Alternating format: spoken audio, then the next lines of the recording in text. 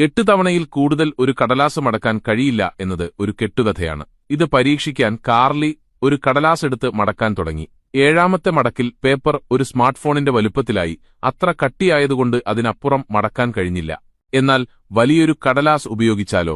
8 മടക്കുകൾക്കപ്പുറം പോകാൻ കഴിയുമോ? അതറിയാൻ അവർ 12x5 ഇഞ്ച് വലുപ്പമുള്ള ഒരു കടലാസെടുത്തു. വലിയ കടലാസ് മടക്കാൻ എളുപ്പമായിരിക്കുമെന്നായിരുന്നു അവരുടെ കണക്കുകൂട്ടൽ. 3ാമത്തെ മടക്കിൽ പേപ്പർ അതിവേഗം ചുരുങ്ങുന്നത് അവർ ശ്രദ്ധിച്ചു.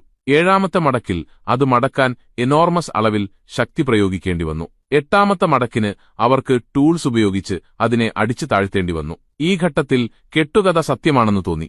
8 മടക്കുകളുടെ ഈ ശാപം തകർക്കാൻ അവർക്ക് ഇതിലും വലിയൊരു കടലാസ് ആവശ്യമായിരുന്നു. ഒരു സാധാരണ ഫുട്ബോൾ മൈതാനത്തിന്റെ വലുപ്പമുള്ള ഒരു ഷീറ്റ് ഉപയോഗിക്കാനായിരുന്നു അവരുടെ പദ്ധതി. അത്രയും വലിയ ഒറ്റ ഷീറ്റ് നിലവിലില്ലാത്തതുകൊണ്ട് അവർക്ക് അത് കൂട്ടിച്ചേർക്കേണ്ടി വന്നു. 3 രാവും പകലും നീണ്ട പരിശ്രമത്തിനൊടുവിൽ ലോകത്തിലെ ഏറ്റവും